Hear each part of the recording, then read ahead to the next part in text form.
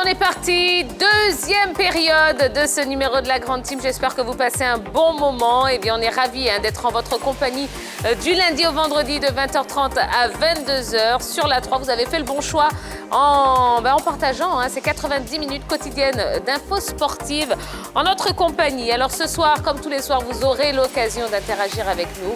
Vous pourrez nous donner votre avis, puisque votre avis compte dans cette émission, en nous appelant au 21 59 93 99. 21 59 93 99 pour répondre à une question qu'on va développer tout à l'heure. Liverpool est-il capable de décrocher un deuxième titre d'affilée? Eh bien, oui, votre avis nous intéresse beaucoup, beaucoup, beaucoup. Et puis, vous pourrez également poser des questions à notre invité qui va arriver tout de suite sur le plateau de la Grande Team. Et vous savez que comme dans de nombreux pays, il existe un comité national olympique en Côte d'Ivoire. Avez-vous une nette idée de son rôle, messieurs, dames? Eh bien, pour en parler, nous recevons Aminata Fofana, secrétaire générale du comité. Bonsoir, capitaine. Ah, mais voilà quelqu'un qui sait aussi me flatter. Oh, comment allez-vous? Je vais très bien, merci. Et vous? Oui, ça va très, très bien. On est ravis de vous recevoir, Madame Fofana. C'est partagé, moi également. Bon, merci. Alors, on va parler du comité national olympique en Côte d'Ivoire. Avant d'entrer dans l'entretien, je rappelle aux téléspectateurs que vous pouvez dès à présent commencer à nous appeler au 21 59 93 99 pour poser toutes les questions que vous voulez à Madame Fofana, les questions qui concernent le comité national olympique en Côte d'Ivoire, de préférence. Oui, parce que concernant sa vie privée et autres, on va éviter. Donc, on va se contenter du comité national olympique en Côte d'Ivoire. Alors, justement, comment se porte le comité? Alors, merci. Je voudrais, avant de répondre à votre question, vous remercier au nom du général Lassana Palinfo, le président du comité olympique, membre honoraire du comité international olympique. Je voudrais vous remercier de l'opportunité que vous nous donnez aujourd'hui. Alors, le comité olympique se porte assez bien. Nous avons tous eu un passage difficile avec la Covid, comme toutes les organisations d'ailleurs. Mais aujourd'hui, on a su s'adapter, on a su gérer les risques. Et aujourd'hui, je puis dire que ça va assez bien. Nous avons pu maintenir, par exemple, les bourses des athlètes. Nos athlètes boursiers olympiques qui se préparent depuis pour Tokyo. Vous savez que les Jeux ont été reportés. On a pu maintenir les bourses des athlètes. Ils continuent de recevoir leurs bourses. Il en est de même pour les stages pour les entraîneurs. Mais pour le moment, tout c'est en stand-by. Mais sinon, ça va très bien. C'est ça. Alors, justement, pendant cette crise sanitaire, quelles ont été les actions en faveur des acteurs du sport ici en Côte d'Ivoire? C'est ce que je disais. Notre priorité, c'était 2020, les Jeux olympiques qui sont reportés. Et donc, c'est cette action véritable. Les bourses des athlètes, maintenir les enfants, faire en sorte qu'ils puissent toujours continuer à s'entraîner, garder leurs moyens avec eux. D'accord, très bien. Alors, au football, par exemple, la FIFA, sur cette année difficile, a financé à une certaine hauteur les différentes associations sportives, les différentes fédérations. La CAF également l'a fait. Est-ce que vous, au niveau du comité international olympique, vous avez bénéficié des subventions habituelles, d'un soutien financier de la part du comité international olympique pour vous permettre de tenir dans cette période de crise difficile qu'on a connue avec la Covid-19? Oui, tout à fait. Le CIO aussi a continué effectivement de verser ses subventions aux 206 comités nationaux olympiques du monde. Et donc, à l'instar de ces CNO, on a également reçu nos subventions habituelles. Voilà. D'accord. Donc, on a pu tenir. Voilà. C'est ça aussi, la gestion du risque au niveau des organisations internationales. Il faudrait que chacun pense à agir ainsi. Absolument. Voilà. Donc, le CIO a eu des difficultés également, parce que vous savez que le report des Jeux, ça a eu un impact assez, je dirais, négatif, entre guillemets, mais ils ont pu tenir parce qu'ils savent comment gérer le risque. D'accord, très bien. Alors, on va entrer dans le vif du sujet. Donc, on va essayer de comprendre un petit peu plus en profondeur le rôle de ce Comité national olympique en Côte d'Ivoire. C'est l'actu de ce soir.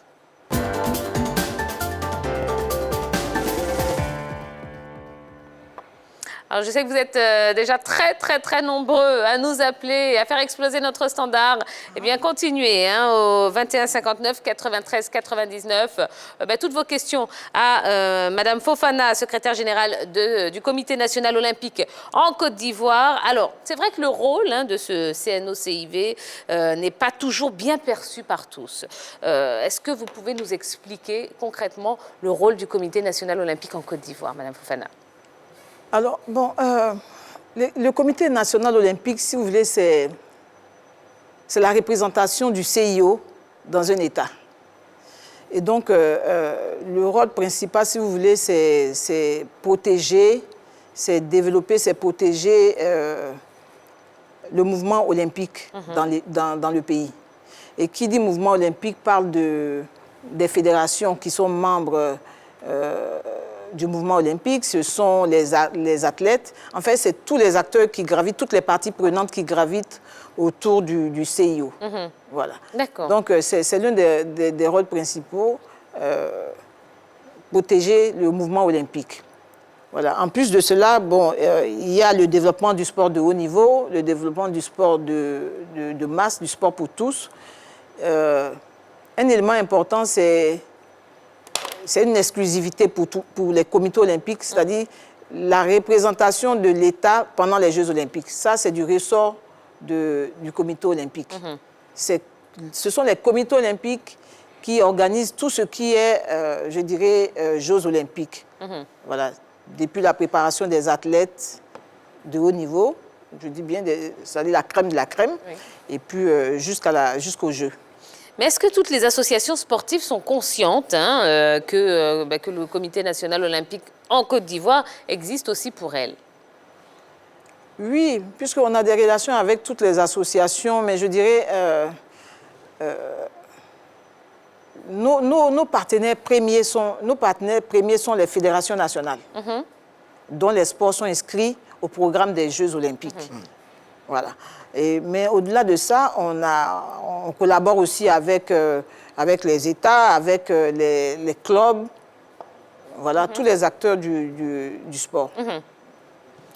Madame Fofana, vous avez parlé au niveau du rôle du CIO du CNO plutôt de notre pays, de contribuer au développement du mouvement olympique et de protéger ce mouvement olympique. Moi, j'aimerais m'appesantir sur la représentativité de la Côte d'Ivoire durant la compétition la plus haute organisée par le CIO qui sont les Jeux olympiques. Aujourd'hui, qu'est-ce que le CIO fait en termes de plan d'action pour permettre à la Côte d'Ivoire d'avoir un nombre quantitatif et qualitatif assez grand pour nous représenter pendant les Jeux olympiques? Parce qu'on voit dans les derniers Jeux une délégation avec 5, 6 ou 10 athlètes. Qu'est-ce que le CNO fait concrètement pour que la Côte d'Ivoire puisse en avoir beaucoup plus? Alors, vous savez quoi? C'est vrai qu'il y a la priorité aux téléspectateurs. Donc, mettez juste 3 points de suspension concernant votre question. Vous allez revenir, vous allez y répondre dans un instant. Mais on a Monsieur Yao qui nous appelle d'Abobo. Bonsoir, Monsieur Yao. Bonsoir. Comment allez-vous? Ça va super bien. D'accord. Merci. Alors, Monsieur Yao, on parle du Comité national olympique en Côte d'Ivoire. On a Madame Fofana qui est secrétaire générale de ce comité. Elle est là. Est-ce que vous avez... Enfin, oui, vous avez une question pour elle. Oui, j'ai une question pour elle. En fait, la question, je crois que vous l'avez déjà posé la question. Peut-être je voulais savoir, parce qu'on parle du comité olympique. Nous, on ne sait pas juste que c'est le comité olympique. Donc, j'aimerais qu'on rentre dans les détails et que qu'est-ce que le comité olympique fait pour les athlètes en Côte d'Ivoire. Voilà, s'il y a des éventuels problèmes, on peut dire, bon, en cas où il y a des éventuels problèmes, ou bien il y a des sponsors, est-ce que le comité olympique fait juste pour les athlètes? C'est un peu ma préoccupation. D'accord. Très bien. Madame Fofana va y répondre. Et Monsieur Yao, je l'avais annoncé tout à l'heure, je disais que les 3 premiers appelants repartiraient avec un ticket pour le choc des titans, le match de boxe demain soir. Vous êtes notre premier gagnant de la soirée. Bravo. On vous indiquera comment récupérer le ticket. Bravo. Félicitations en tout cas. Merci. Allez, Madame Fofana, vous pouvez répondre. La question de M. Yao? Oui. D'accord. Alors, M. Yao, je vous remercie. Que fait le CNO pour les athlètes? Alors, vous savez que le comité olympique, comme je l'ai dit, c'est l'émanation des fédérations nationales olympiques. Et nous intervenons lorsque l'athlète, je dirais, lorsque le diamant brut est en train d'être poli, et nous, c'est nous qui faisons le polissement, en donnant des bourses pour que ces athlètes-là puissent partir aux Jeux. Voilà. Mais il faut comprendre que dans tout ce que nous faisons, vous savez, pour avoir des bons athlètes, il faut des formateurs. Le comité olympique forme énormément d'encadreurs. Je vais vous donner tout à l'heure, pas des chiffres exacts, mais vous aurez tout à l'heure un aperçu de ce que nous faisons en matière de formation. Donc, du coup, ces entraîneurs, ces encadreurs qui sont formés s'occupent aussi des athlètes. Maintenant, concernant les bourses ou l'appui qu'on peut apporter à des athlètes, il faut que l'athlète soit vraiment un athlète de niveau continental. Il faut qu'il soit un athlète de niveau continental. Et que ce soit dans la catégorie des juniors ou la catégorie des seniors. Je vais vous donner l'exemple du tennis avec Koulibaly et Eliakim. Il y a eu le jeune Ouattara qui est maintenant aux États-Unis. C'est des enfants qui sont partis grâce à la bourse du comité olympique dans des centres à Casablanca. Ils avaient à peine 11-12 ans. Et aujourd'hui, c'est des grands garçons. Voilà. Donc, tout dépend du niveau de l'athlète. L'athlète est formé dans son club. Il est ensuite sélectionné par la fédération. Et à partir de là, nous, on peut donner des bourses. D'accord, très bien. Aujourd'hui, Koulibaly Eliakim, qui était au centre de Casablanca, qui est un boursier olympique du comité national olympique, a eu un contrat. Il est aujourd'hui à Nice. Il a été à 16-17 ans champion d'Afrique. Voilà. Donc, voici ce qui se fait pour nos athlètes. Mais je dis, c'est des athlètes vraiment de niveau assez intéressant. De haut niveau. D'accord. On a monsieur, oui, on reviendra sur votre question. Oui. On a monsieur Mambo qui nous appelle d'Agboville. Bonsoir, monsieur Mambo. Bonsoir, madame. Comment allez-vous? Je vais bien, madame. D'accord, très bien. Alors, monsieur Mambo, vous avez une question pour madame Fofana. Elle vous écoute.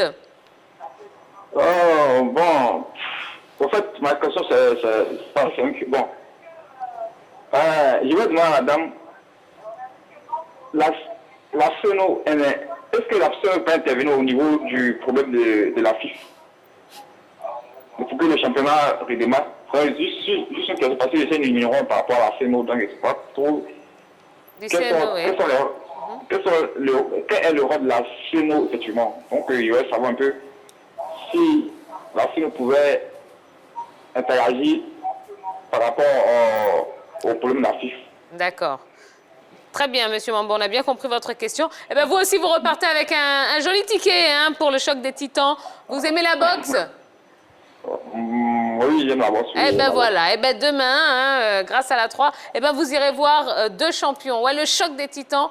Et merci en tout cas pour votre belle question, monsieur Mambo. Alors, merci. Madame Fofana, donc, oui. Est-ce que le comité national olympique en Côte d'Ivoire est habilité à intervenir dans un conflit tel que celui qu'on connaît à la FIF aujourd'hui? Alors, moi, je vais parler des conflits en général. Je ne parlerai pas seulement de la FIF. Vous savez, dans toutes les organisations, effectivement, il y a des chocs, il y a des... mais tout dépend des tests, des statuts des organisations sportives. On a eu l'habitude de gérer certains conflits lorsque les belligérants, si je peux dire ainsi, nous saisissent. Mais tant que on n'est pas saisi d'un dossier, on ne peut pas intervenir. Donc le comité olympique ne s'auto-saisit pas des dossiers de conflit. Il y a des associations, des organisations sportives qui ont en leur sein des organes de gestion de conflits. des commissions de règlement de conflits, il y en a qui n'en ont pas. Et donc, généralement, qu'est-ce qui se passe? Quand nous sommes interpellés, parfois c'est des clubs qui nous écrivent pour nous dire qu'il y a un souci au niveau de la fédération. On accuse réception, on informe la fédération de la plainte, si vous voulez, entre guillemets, du club, et on essaie de faire un arbitrage. Dans le cas de la FIFA, je crois que le dossier est déjà au niveau de la FIFA. Absolument. Et nous n'avons pas été saisis de ce dossier-là. D'accord. Donc vous n'intervenez pas non, on dans saisit le conflit pas à la FIFA. Très bien. On a M. Herman qui nous appelle de Yopougon. Bonsoir, M. Herman. Bonsoir, madame. Comment allez-vous, M. Herman? Ça va super, et vous? D'accord, ça va bien, merci. Alors, M. Herman, vous avez une question pour Mme Fofana, qui est secrétaire générale du Comité national olympique en Côte d'Ivoire. Elle vous écoute. Bonsoir, madame Fofana, déjà. Bonsoir. Bonsoir. J'ai une question quant à la préparation des athlètes avant les JO. Parce que nous avions vu dans une vidéo, je ne sais pas si c'est mme Talou ou Muriel Lauré qui disait qu'elle n'avait pas de moyens pour pouvoir faire la préparation. Voilà. J'aimerais savoir qu'en est-il de la préparation de nos athlètes avant les JO. D'accord. Vous voulez savoir si c'est du ressort du Comité national olympique? Voilà. Ou si quelque chose est fait. Ou si quelque chose est fait. D'accord. C'est bien ça? Exactement. D'accord, merci M. Herman. Et bien, vous aussi, vous remportez le 3e ticket pour aller voir le choc des titans demain. Voilà. Allez, c'est offert par la 3. Merci, bonne soirée à vous. Pareillement. Merci Herman pour votre question. Concernant la préparation des athlètes pour les JO, je l'ai dit tantôt, le comité olympique, en fonction de ses moyens, octroie des bourses aux athlètes. Alors, pour le quadriennal dernier, je veux dire l'Olympiade qui est passée, 2013-2016, nous avons octroyé des bourses à environ 10 athlètes au départ. Et Talou faisait partie de ces athlètes. Elle était au centre de Dakar. Donc, elle avait une bourse, comme on dit, une bourse centre. Les autres avaient des home bourses, c'est-à-dire des bourses maison. C'est-à-dire l'argent est viré directement à l'athlète. Pour ceux qui sont sur place, c'est un chèque qui est fait, qui leur est remis. Et ceux qui sont à l'étranger, on fait des virements bancaires. Ceux qui sont dans les centres, cette année, il n'y a pas d'athlète dans les centres, il n'y a qu'une seule. Non, si, il y en a une, Zoulé, là, du judo, qui avait au départ une home bourse, donc elle venait prendre son chèque directement au comité olympique. On a pu, si vous voulez, trouver une bourse centre dans un camp de préparation à Tokyo. Donc Zoulé, là, du judo, est là-bas, pendant que les deux autres sont à Abidjan, qui reçoivent leur bourse. Alors, Talou, cette année, elle reçoit une home bourse. C'est vrai, ce n'est pas grand-chose. C'est juste $900 qu'elle reçoit par mois. Effectivement, $900, si vous prenez le dollar à 500, ça fait quoi? 450 000 par mois. 450 000. Si c'est 600, ça vous fait, je ne suis pas très forte en maths, 540 000. 540 000 qu'elle reçoit par mois pour se préparer jusqu'au jeu. C'est vrai que Mais on comprend alors pourquoi oui. les athlètes se plaignent très souvent de ce qu'ils n'ont pas suffisamment de moyens. Parce que si vous vivez en Europe avec 500 000 par mois, et que vous devez payer votre l'hébergement, la nourriture, l'encadrement technique, vous remarquez avec nous que c'est dérisoire. C'est pour ça que tous les jours, ils font appel à l'État pour faire un geste exceptionnel pour leur permettre de bien se préparer pour aller participer aux compétitions internationales. Moi, je pense que l'État fait à son niveau ce qu'il peut. Hein. Je sais que ces athlètes-là ont également des bourses de l'État. Absolument, oui. Ils reçoivent une bourse de l'État, en plus de la bourse du comité olympique. Oui. Mais vous savez, l'argent, ça ne suffit jamais. Hein? Je vais prendre le cas de nos deux taekwondoïnes, Ribagui et Cissé. Et Cissé qui reçoivent des bourses présidentielles. Mais même ça, en fonction de leur, je dirais, de leur plan de préparation, de leurs objectifs et tout, ils pourraient vous dire ici que ce n'est pas suffisant. D'ailleurs, ils ont sollicité le comité olympique pour avoir une bourse olympique. On leur a dit que ce n'est pas possible. Parce que la solidarité olympique, le comité olympique, c'est d'abord la solidarité. c'est d'abord donner les moyens à ceux qui n'en ont pas du tout. Vous comprenez? On a essayé de leur expliquer. Ça n'a pas plu parfois à nos chers athlètes, mais on a dû leur dire, écoutez, vous recevez déjà par an une subvention de l'État, c'est une bourse présidentielle. Moi, j'ai été à la remise de ces chèques au temps du ministre Amicha. Et donc, on ne peut pas, 900 $, c'est vrai, ça peut ajouter quelque chose à ce que vous recevez, mais il y en a ici qui n'en ont pas, qui n'ont même pas 500 $. Et je me souviens, il y a un des athlètes, un des deux, qui m'a dit « Ah, mais on a un athlète qui est au Gabon, qui reçoit aussi une bourse olympique, il a l'aide de l'État, la bourse présidentielle au Gabon, il reçoit aussi la bourse olympique. » Je leur ai dit « Écoutez, peut-être qu'au Gabon, ils n'ont pas autant d'athlètes potentiels comme en Côte d'Ivoire. Écoutez, Yuen Ami, que nous avons découverte en 2014, elle était encore jeune, elle s'est qualifiée pour les Jeux de Nanjing. Je me souviens encore, son entraîneur est venu nous voir au comité olympique pour nous dire, écoutez, on doit aller faire la préparation, on doit aller faire la qualification pour aller aux Jeux olympiques de la jeunesse en 2014 à Nanjing. Il n'y a pas de moyens. C'est une lutteuse. C'est une lutteuse. On a payé le billet d'avion de l'athlète. Ils étaient deux, un garçon, une fille, de l'entraîneur. Malheureusement, le président n'a pas pu partir. On ne pouvait pas payer pour le président. L'athlète est parti, la fille s'est qualifiée. Aujourd'hui, vous savez combien elle reçoit? 500 $. C'est-à-dire 250 000 francs par mois pour se préparer. Mais on a dû gérer, si vous voulez, entre guillemets, comme disent les enfants, on a dû gérer la cagnotte pour que les uns et les autres puissent avoir quelque chose. Et puis, bon, vous me direz, c'est pas bien de saupoudrer, mais que voulez-vous, c'est aussi ça. Parfois, il faut faire des choix. Ça ne plaît pas à tout le monde, mais c'est comme ça. Alors, sur quelle base attribue-t-on les bourses? Est-ce que le CNO fait des études par rapport aux besoins des athlètes pour pouvoir faire un devis après par rapport aux bourses? Alors nous avons, en début de quadriennale, nous envoyons un message à toutes les fédérations et nous leur demandons de nous donner la liste de leurs potentiels, de leurs athlètes susceptibles de se qualifier pour les Jeux. Et ils nous envoient une liste. La commission technique du comité olympique travaille sur cette liste en rapport avec le secrétariat général. Et puis après, les athlètes sont retenus.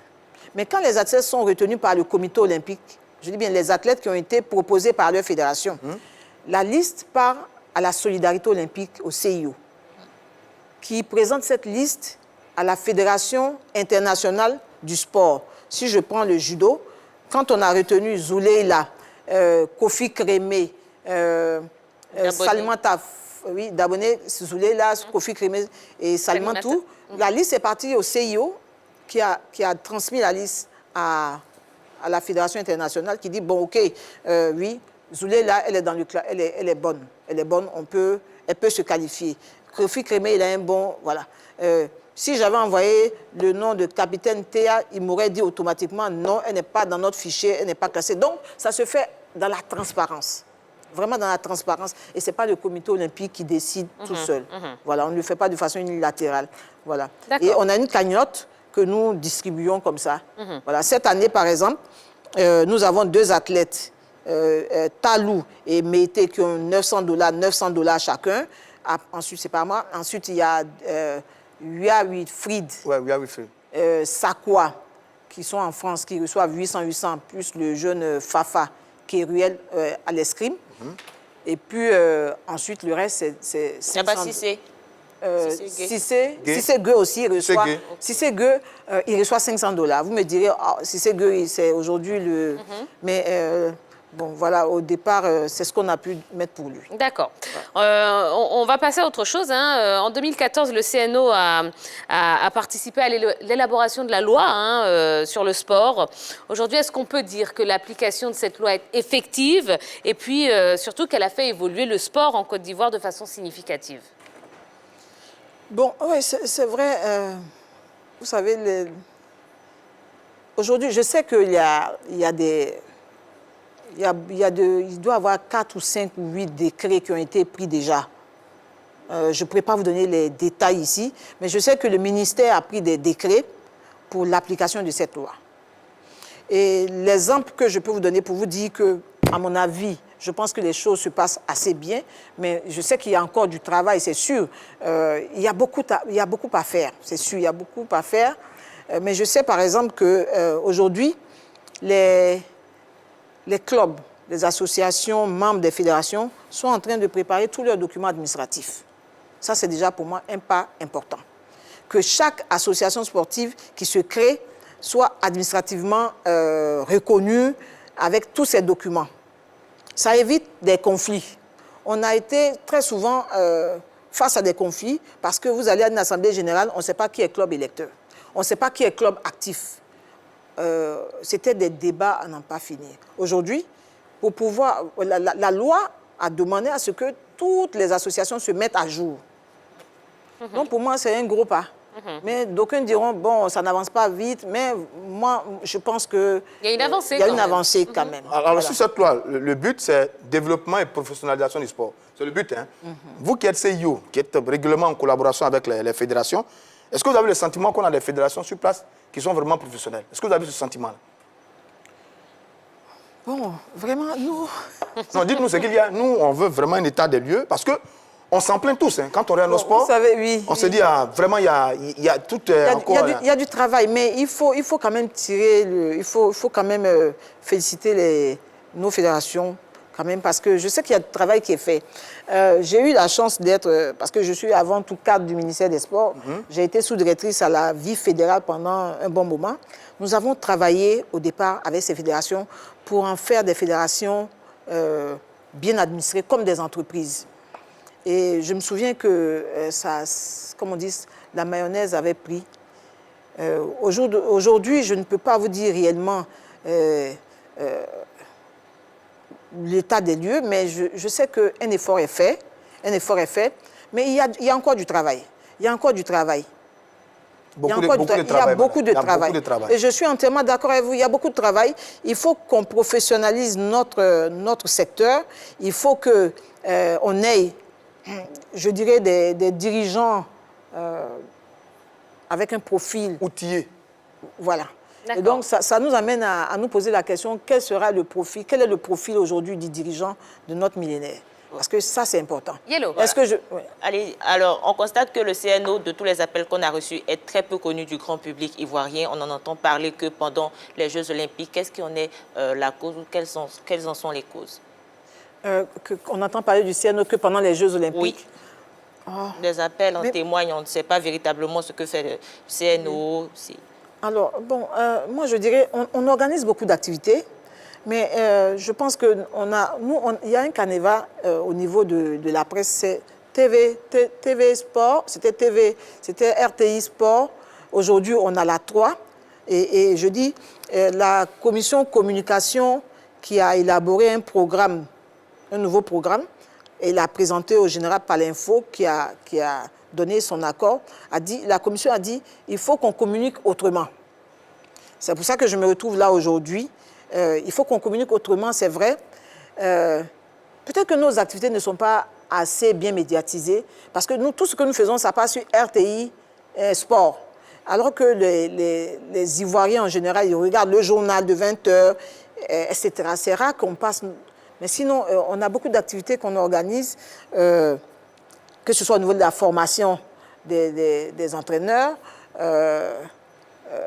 la formation des dirigeants sportifs, l'envoi des entraîneurs à l'étranger. Voilà. Combien de disciplines compte le CNO Côte d'Ivoire? Alors, on a 28 disciplines. On a 28 disciplines. On a de nombreux entraîneurs qu'on a envoyés en Europe. L'année dernière, c'était Touré Clémentine qui est parti pour faire un diplôme d'entraîneur de haut niveau à l'INSEP à Paris. Nationale féminine. Voilà. Avant elle, il y a eu au niveau du football Assoumou, Jean-Marie qui était parti au PSAC. Ensuite, il y a eu Vakaba, Touré Vakaba, je crois. Et on a plusieurs comme ça dans toutes les disciplines. Aujourd'hui, vous avez 2 présidents de fédération qui sont des produits du comité olympique. Je vais parler du président de la fédération d'athlétisme, Jeannot, et M. Alou Honoré, qui ont été formés au CISEL à Lausanne grâce au comité olympique. Vous voyez? Mais c'est vrai que tout ça n'est pas connu. Mais bon, on va essayer, comme j'ai dit, Namama Fadiga, son équipe, a proposé donc au général Palinfo un programme très intéressant. Je pense qu'on va faire tout pour le mettre en œuvre. Et Si vous êtes d'accord, on viendra très souvent vous parler de Oh, tous ben les avec grand athlètes. plaisir, Mme Fofana, avec grand plaisir. Oui, Jean-Philippe. Bon, d'abord, j'aimerais rebondir sur ma question. Oui, la question, J'ai été s'il vous plaît. interrompu tout à l'heure. C'est concernant le plan d'action qui a été mis en place par le CNO pour permettre à la Côte d'Ivoire d'avoir plus d'athlètes dans les compétitions internationales, dont les Jeux Olympiques. Ça, c'est la première question. Laissez-la répondre tant qu'on y est, voilà, et après on enchaînera. Alors, vous savez, les Jeux Olympiques, une édition des Jeux se prépare sur au moins 8 ans, je dirais même 12 ans. Vous voyez?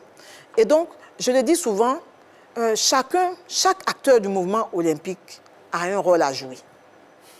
L'athlète qui est recruté dans un club, il est entraîné dans le club, ensuite il est sélectionné par la fédération. Si au niveau du club, il n'y a pas suffisamment d'athlètes qui sont bien préparés, qui arrivent au niveau de l'équipe nationale, le CNO ne pourra donner des bourses qu'à 5 ou 6 athlètes. Parce qu'au niveau des Jeux Olympiques, vous ne pouvez pas y aller si vous n'êtes pas qualifié. Et pour se qualifier, il faut être dans le top 3 africain continental, top 5 continental.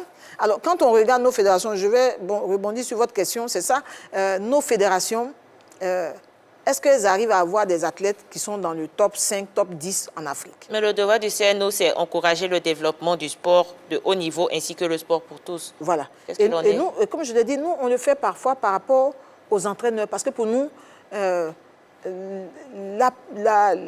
personne qui peut former et faire en sorte qu'on ait des athlètes de haut niveau, à qui nous, on peut donner des bourses pour aller aux Jeux, parce qu'on n'a pas beaucoup de moyens.